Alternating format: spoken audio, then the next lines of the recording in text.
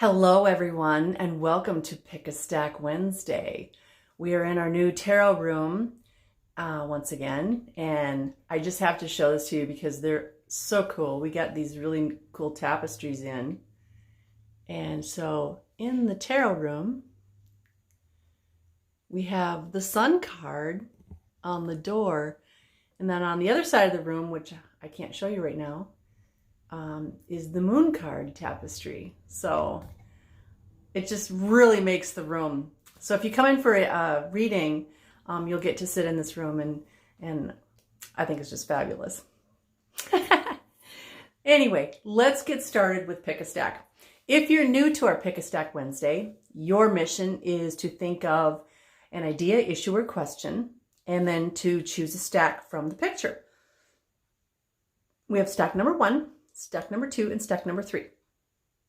Now you can pick one stack, or you can pick 2 stacks, or you can pick all 3 stacks. Each stack consists of 2 tarot cards from 2 different decks, 1 oracle card, and a crystal. And each stack tells a story. And last week somebody messaged me and said, why would I want to do this? And I said, because it's fun. So whatever your reason for doing this is, it's up to you. If it's to have fun, if it's just to kind of get a little taste of a brief tarot reading, or if you really do have a legitimate question and you're looking for some kind of guidance. Whatever the reason, it is totally up to you. There's no rules here. You just get to do what you want to and then watch the video. So having said that, we can get started. We have a new oracle deck tonight. It is going to be very interesting, so I'll have to be reading the book for that. But let's get started with stack number 1. If you chose stack number 1, your crystal is a fabulous Herkimer Diamond. There we go. Look at that. Come on. There we go. Herkimer Diamonds are from Herkimer, New York.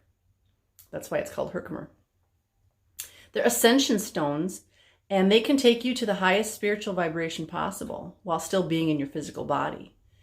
They're strong crystals to aid in astral travel and can boost your clairvoyant and clairaudient abilities. They can also act as powerful amplifiers when used with other crystals. A lot of times they're really clear. They might even be kind of a pale yellow or a brown. This one's pretty clear. It looks a little more yellow, but I think it's the coloring in the room here. They make an excellent healing tool.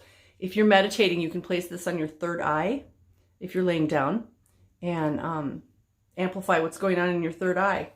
So I highly recommend people to try that. Now, Herkimer Diamond this size, it really isn't that expensive. They're called diamonds. They're not like the African diamonds, like you put in a wedding ring. But they are just as powerful. So if you chose stack number 1, that's your crystal. And your first card is from the Celtic Dragon deck. And it is the Ace of Swords. The Ace of Swords, it's like little baby dragons are hatching. Swords is all about air and truth. It can also be about change. But the ace is about new beginnings. So if you look at this picture, baby dragons are hatching and babies being born. This is new beginnings. Looks like a volcano in the background as well. So there's something very fiery and passionate going on. So this is all about something new either happening now or it's going to happen. Some kind of change is going to come into your life, or it already is. And it can have something to do with all the things going on out there in the outside world, or it can be something, within your home, within your job, within your career, within your love life, relationships. But there's something new coming. And because it's swords, which is air, it can come in pretty fast. So let's see. Your second card is from the Grand Luxe Tarot, and it is the 10 of Cups. The 10 of Cups. Look at the beautiful picture. This is happy home life. This is happy relationship. Look at the cat. The cat is just so content. The cat has its humans. There's all the cups. All the cups are upright. They're full. This is all your dreams coming true. And what's interesting is if you put these two cards together, you've got a new beginning and then happy home life, happy relationship, all your dreams coming true. So whatever this change is that's coming in, whatever this new thing is, it's going to be good. And it's not just going to be good, it's going to be good. So you got that to look forward to. So whatever your question was or your idea, you're going to start something and it's going to be amazing. So this is a really good combination. Now, our Oracle card today is from the Sacred World Oracle. And I love even the back. This is the back of the card. As above, so below. Isn't that wonderful? And you get card number 28, the Bat. Really pretty artwork on this. I'm going to look up card number 28 in the book. Let's see.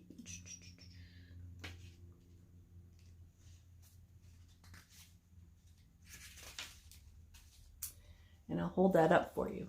28, the Bat.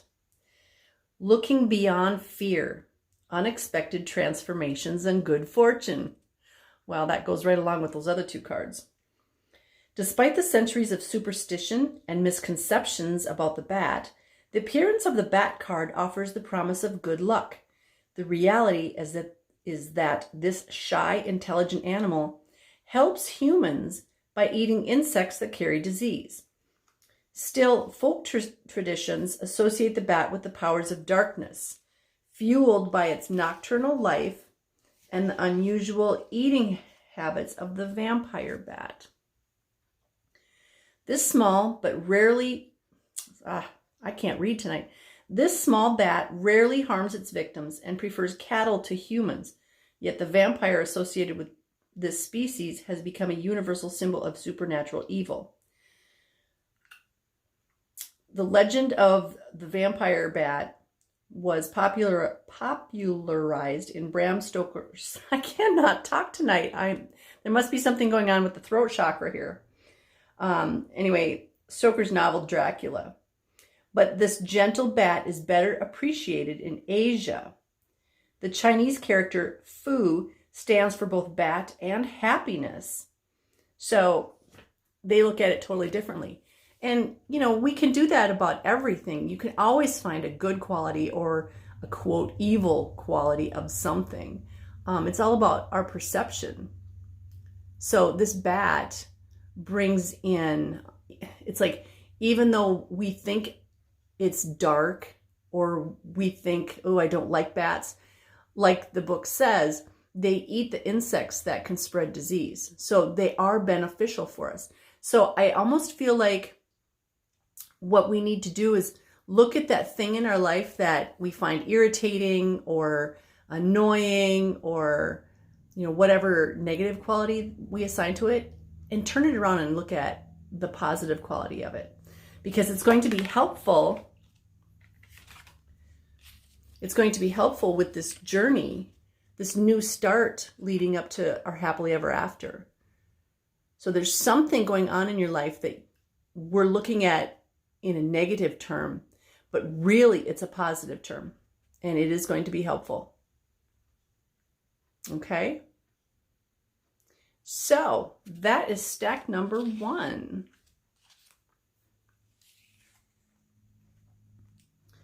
If you chose stack number 2, your stone is the moss agate.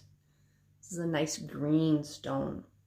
This is a stone of wealth and abundance. It's strongly connected with nature. It's a stabilizing stone. It's said to refresh the soul and allow you to see beauty in all that you behold.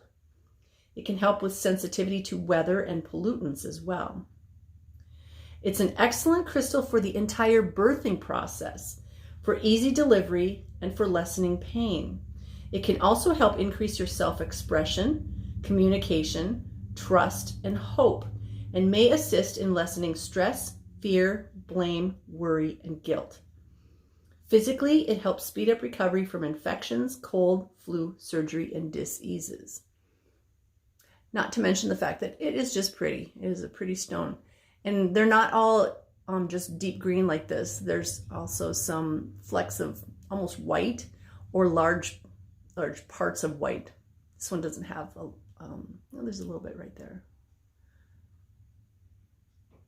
And it's interesting because I was having a hard time with stack number 1, just speaking, and now with the moss agate, this is all about communication. So I am expecting my verbiage to be better for stack number 2 just because of that stone.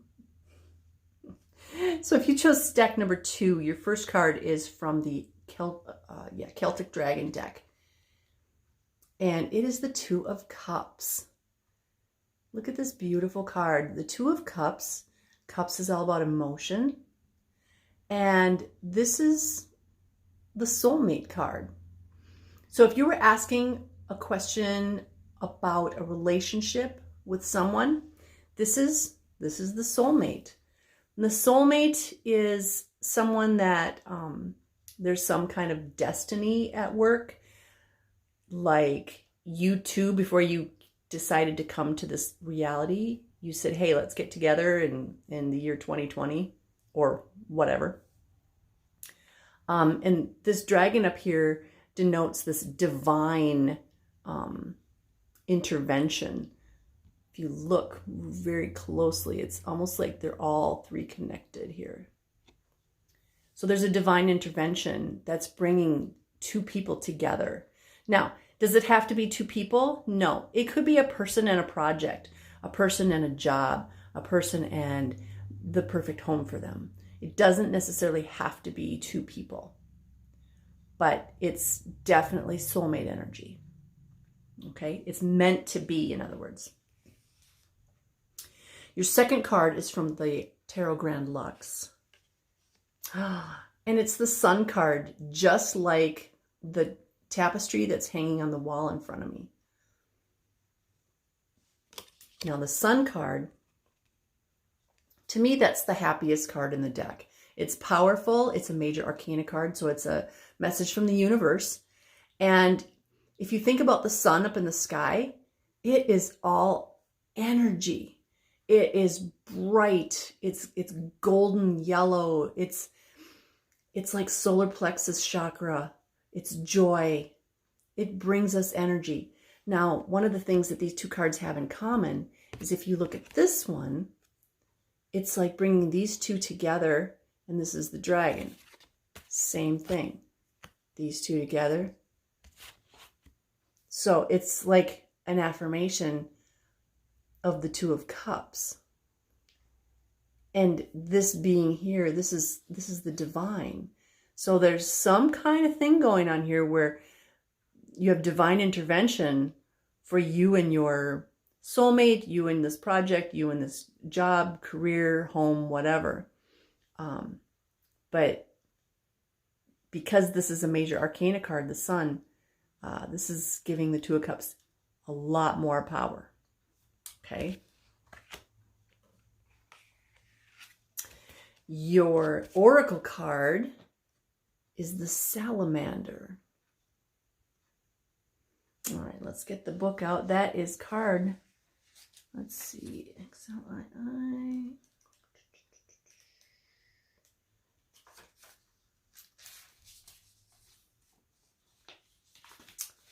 The Salamander. I'll hold that up for you. Contentment. Well, that goes right along with the Sun and the Soulmate card. Basking in the good things of life, being renewed by warmth. And then you had that Sun card too. Since ancient times, the salamander has been associated with the element of fire. Pliny the Elder and Aristotle both wrote that the salamander was able to extinguish flames.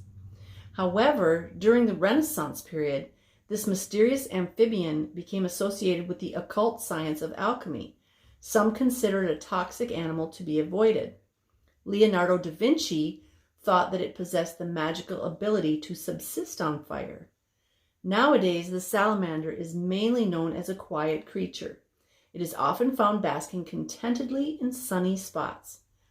As such, the appearance of the salamander card is a reminder that life is intended to be enjoyed for what it is rather than what it should be. So I feel like this is all about expectations.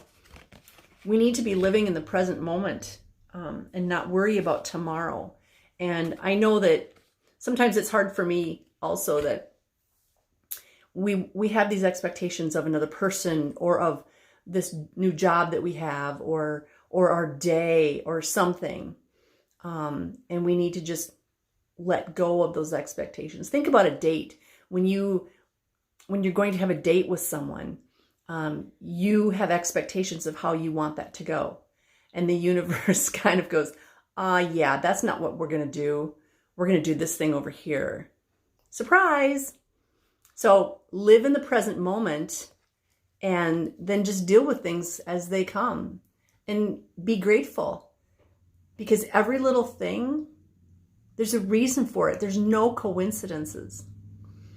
You know, sometimes you get a flat tire because you're meant to meet that person that's going to be your angel that helps you. Okay?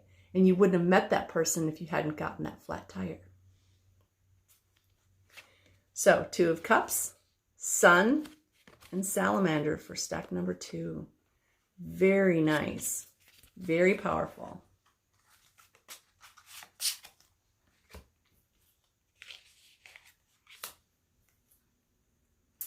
All right, if you chose stack number 3,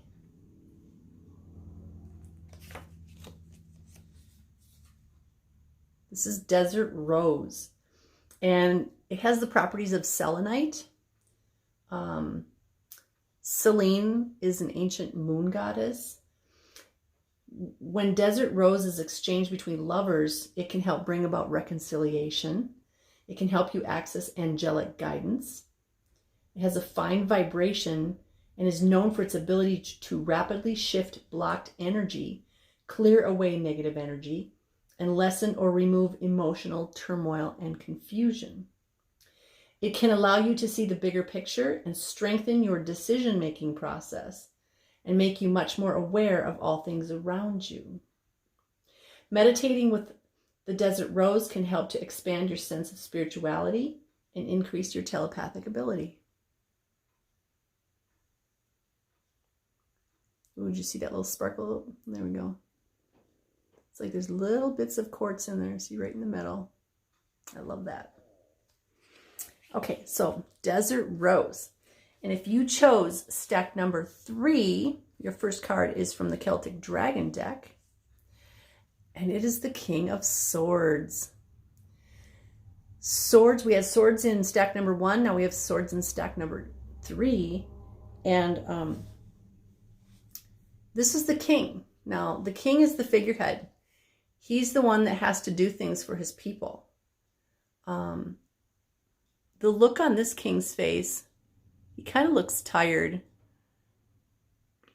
He almost looks like, oh man, it's been a long day. I'm tired. I don't want to fight. I don't want to fight today. The king is very powerful. And sometimes he needs to know when to fight and when not to fight. And just looking at this dragon with the little baby dragon, I feel like, well, I could fight this dragon, but look at the baby. It's so cute. Yeah, I'm not going to fight today. I'm just going to leave my sword all sheathed up and maybe I'm going to go take a nap or, make a sandwich. But I'm not going to fight today. It's interesting that we have this version of the King of Swords, because if we pick a different tarot deck, the King of Swords will look different. This one, though, says, I'm tired. I'm not going to fight. I'm just going to, I'm going to chill. So your second card is from the Tarot Grand Luxe, and it's a Major Arcana card. and it's the World card. This is the very last card in the major arcana. This is the completion of a cycle. Now, when you put these two cards together, you've got the King, who says, I'm not going to fight today. And you've got the World, which is the completion of a cycle. It's like things are coming to an end, but not in a bad way. They're completing. So a project completing, it can be a relationship completing. It could be, a court legal issue completing, but there's some kind of completion in your life. Now, what's interesting is stack number 1 has new beginnings, and stack number 3 has a completion. So I know there's people that choose more than one stack. If you chose 1 and 3, this is all about starting something new and having it complete. And you've got the World basically at your feet. Just like this King, he's got the world at his feet. This is the cycle of birth, life, and death right here. And right here.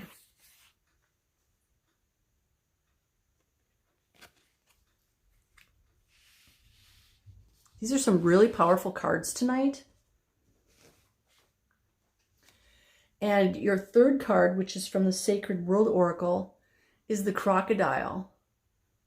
Very Egyptian looking crocodile too. This is card number 19.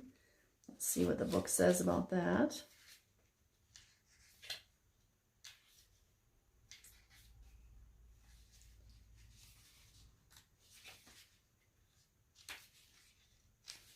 There we go. Let me hold that up for you. Crocodile. Power, tenacity, protection. Whether it be in Egypt or Australia or beyond, the crocodile is feared wherever it appears. Their sharp teeth and tenacious jaws can kill instantly. Their tough skin makes them especially immune to attack.